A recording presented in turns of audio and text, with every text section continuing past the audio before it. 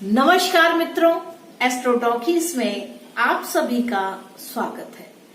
भाव संज्ञान की श्रृंखला में आज हम बढ़ते हैं, जानने का प्रयास करते हैं कि इस धरती पर हमारा जो जन्म हुआ है वह किस पुरुषार्थ को लेकर के हुआ है और हमारी जिंदगी के जो 4 मुख्य केंद्र बिंदु होते हैं उनको हमारे इस जन्म को वो कैसे प्रभावित करते हैं, इस बात को थोड़ा सा समझने का प्रयास करेंगे। तो देखिए, जो केंद्र है यानी कि लाइफ का जो सेंटर है, यानी कि जहां आपने जन्म लिया है उसके जो सेंटर पॉइंट है वह क्या है। पहले तो आप स्वयं सेंटर होते हैं, इसके बाद आपकी माँ आपके लिए केंद्र बिंदु होती है, आपका सुख आपका लिए केंद्र बिंदु होता है और इसके बाद जब जो तीसरा केंद्र बिंदु आता है वह आपके सामने कौन है, आपके सामने की दुनिया क्या है, इस बात को दिखाता है। और फिर आपका जो चौथा केंद्र बिंदु होता है कि आप रोजगार क्या करते हैं। तो देखा जाए तो क्या है, इस हर व्यक्ति की कुंडली में 4 भाव ऐसे होते हैं जो केंद्र होते हैं। उन भावों का मीनिंग क्या है? एक पहला तो आप स्वयं हो गए कि जो सेंटर ऑफ अट्रैक्शन जिसे कहेंगे कि वो तो आप स्वयं हो गए।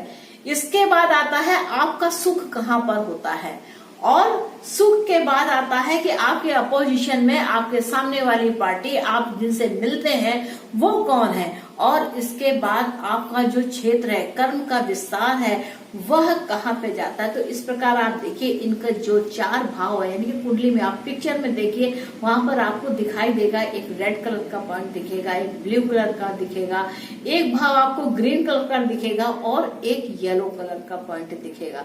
तो ये जो कुंडली के जो मुख्य रूप से जो 4 भाव है यह केंद्र कहलाते हैं। और इन केंद्र का जो काम होता है यानी कि लाइफ का जो मेन कहा जाए सेंटर पॉइंट, यानी कि जीवन में क्या चाहिए, सुख चाहिए, क्या चाहिए, जीवन साथी चाहिए और क्या चाहिए, नौकरी चाहिए, या आपका जो सोशल स्टेटस होता है, आपके कार्य का जहाँ विस्तार होता है वह भी आपके 10वें भाव से दिखाता है।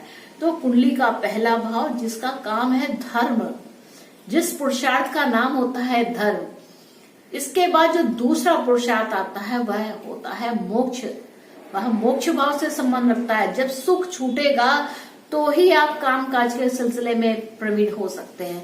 तो यहाँ पर संबंध देखिए कैसा है कि जब आप अपने सुख को छोड़ते हैं, सुख के से मोक्ष लेते हैं, तब आप कारोबार में सफल होते हैं या आपका जो सोशल स्टेटस होता है वह इंक्रीज होता है।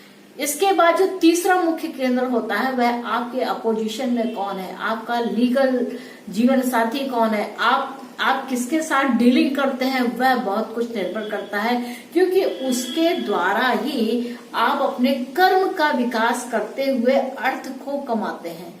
क्योंकि जैसा आपका अपोजिशन होगा, जितना आप अपोजिशन को झेल करके आप आगे बढ़ेंगे, वह आपके कर्म के क्षेत्र के विस्तार को बताता है, यानी कि 10वें भाव को इंगित करता है। तो आप यहाँ पिक्चर में भी देखिए, जो पहला भाव है वह धर्म से संबंधित है, दूसरा भाव मोक्ष से संबंधित है और तीसरा भाव काम, कार्य क्षेत्र, कर्म, आपका काम कैसा हो और इसके बाद उसका जब विस्तार होता है, यानी कि उस कर्म जो आपने किया उसका जो सुख है, क्योंकि अपने 7वें से ये चौथा भाव होता है वह 10वां भाव बनता है, तब वहां पर जाकर के आप कुछ अर्थ कमा सकने की क्षमता रख पाते हैं, तब जाकर के कहीं वह एक अर्थ कमा पाने की स्थिति होती। तो ये जीवन का जो मुख्य आधार है क्या है, धर्म, अर्थ, काम और मोक्ष।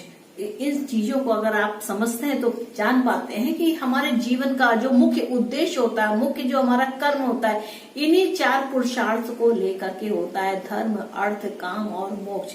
लेकिन यहाँ पर क्या होता है, सर्वप्रथम मोक्ष भाव यानी कि चौथे भाव को ही छोड़ना पड़ता है, इसके बाद आपके समक्ष की दुनिया आती है और इसके बाद आपके क्षेत्र का विस्तार होता है। तो इस प्रकार जब आप अर्थ कमा सकने की क्षमता रखते हैं वह 10वें भाव से आती है कि आपने कर्म कैसा किया, यानी कि 7वें भाव से आपने कैसा संबंध किया जब आपको उस धन का सुख मिल सके।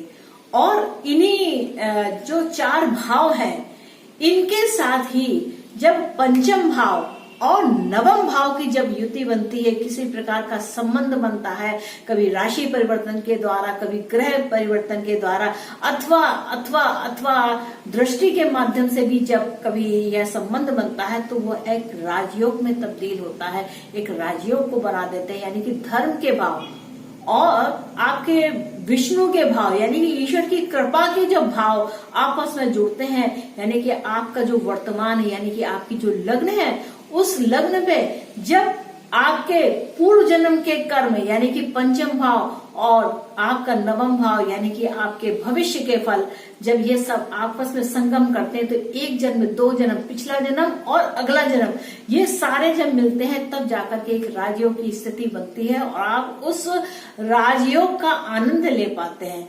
तो राजयोग की स्थिति क्या है? जब आपके केंद्र के भाव और त्रिकोण के भाव जब आपस में किसी भी प्रकार से संबंध बनाते हैं, तो वह राजयोग की स्थिति होती है।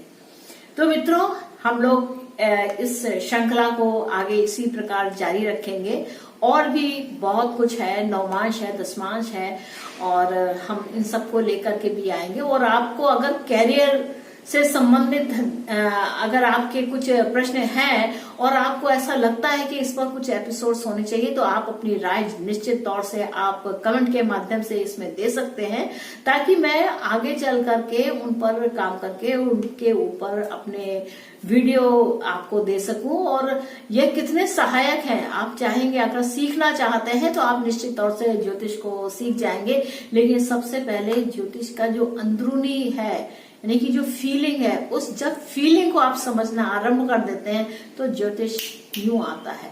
तो मित्रों, मुझको आज्ञा दीजिए, मिलते हैं नेक्स्ट एपिसोड में। अभी अपनी भाव संज्ञान की श्रृंखला को आगे जारी रखेंगे। तब तक के लिए नमस्ते। और मेरा चैनल जरूर सब्सक्राइब कीजिए। अगर आपको मेरा यह एपिसोड अच्छा लगा है तो उसे लाइक भी कीजिए, उसे शेयर भी कीजिए।